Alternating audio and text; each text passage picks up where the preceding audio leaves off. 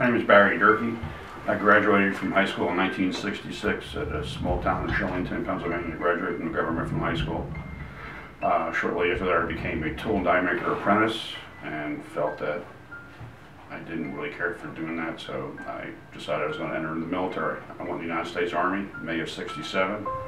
Fort Knox, Kentucky for basic training. I went to Fort Worth, California for advanced infantry training. I went to Fort Benning, Georgia for jump school. Shortly after jump school, my first duty station was in Germany, in Mainz, Germany. I was assigned to the 509th Airborne Infantry Mechanized Unit. So I re-enlisted and I went into aviation. I became a turbine engine mechanic on helicopters. I went to Fort Eustis, Virginia for that training. After that training, I was sent to Fort Hood, Texas, and as keeping with the true form of the Army, I graduated from school as a turbine engine mechanic, and they put me in Texas working on reciprocating engines. Yeah, my name is Buddy Rhodes. I graduated from Coastville High School in 1964. A year and a half to college, found out that I didn't want to stay in college. During that time, we had the draft. I got drafted. I decided instead of being drafted, I got my notice. Me and a guy from Downingtown, Paul Winters, we went into service as a buddy system. We went to jump school at Fort Benning. 5 or 6 jumps. You get your wings, what you see on my chest here, the jump wings. And from there, I volunteered to go training for Special Forces. This is me interrogating. I have an interpreter, of course that was me there. We found the guy down these, that's a cave. That's where this guy came out of. That's a better view of the cave. And like I said, that was the Chinese. And you could tell, and that's one of the other ones that we brought up. And look at their feet. They didn't wear shoes. Like that. This is their gas mask that they use. Their helmet. So, and this guy here, we call him Pop. He was around 40 years old. Now he's going to college. He's 80. And she was a medic. She was a nurse. So one time the camp got hit and guys got wounded, and she was there. She was helping, patch them up. My first duty station in Vietnam as a turbine engine mechanic was with the 118th Assault Helicopters in Bien Hoa. Shortly after I was there, I was sent TDY, which is like a temporary duty, to Vung Tau in Vietnam. And I was part of a 12-man team that we were taking all the helicopters from the American helicopters, the Huey helicopters, and we were converting them over, and we were actually getting them ready to be sold to the Vietnamese government for $1 each. I was assigned to a Mike Force. The Mike Force is different from the A teams. It's made up of 2 Americans. I had Cambodians and Chinese mercenaries.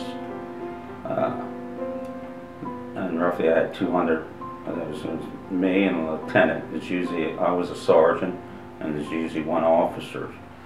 We ran operations into Cambodia, and any camps that got hit by the North Vietnamese, we were called in for a reactionary force to go in and support them. We were hit. Me and the lieutenant were both shot.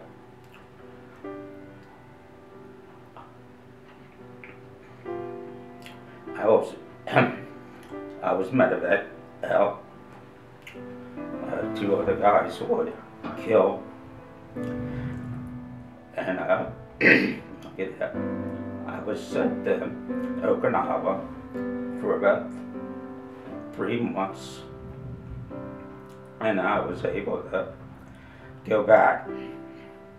I volunteered to go back because, as you talk to most veterans, we all come from different parts of this country, and even you get a brotherhood.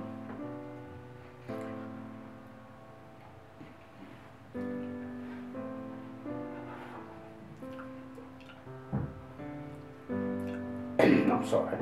I wanted to go back and I did go back, and I volunteered for the same unit. But this time when I went back, I wasn't able to get on the special ops. So I worked in different camps and trained people. That's when I went back the second time. I had a dog when I got to Bearcat. I'm sorry, yeah, to Bearcat. His name was Rufus. He was a cool dog. And I'll try not to cry like he did, but he flew with me everywhere. We got shot down. He was there. One time, everybody on board the helicopter was killed except me and my dog. It was really, he was really a cool guy, cool dog. He was my best friend, and he followed me when I went to each duty station. So that was Rufus. He was my bud. You probably had nephews and stuff who were 6 or 8. These kids were only 10 years old. They fought with us. There was brothers killed in Vietnam. And also, I'll let you know, the youngest person killed in Vietnam was 15. I don't know how he got in the service. He must have been a big southern boy. But he was 15 years old and he was killed in Vietnam. And of course, when we came home, we won the most liked people, you know, by the majority of the people. So it took a lot of time for veterans to get back into society. I never regretted my service for one moment. I would do it again all over. Tell you right now, as one veteran, I would go back. You learn discipline, you learn different things, and it gives you a whole new respect for life in general. We used to say that life has a flavor the protected will never know.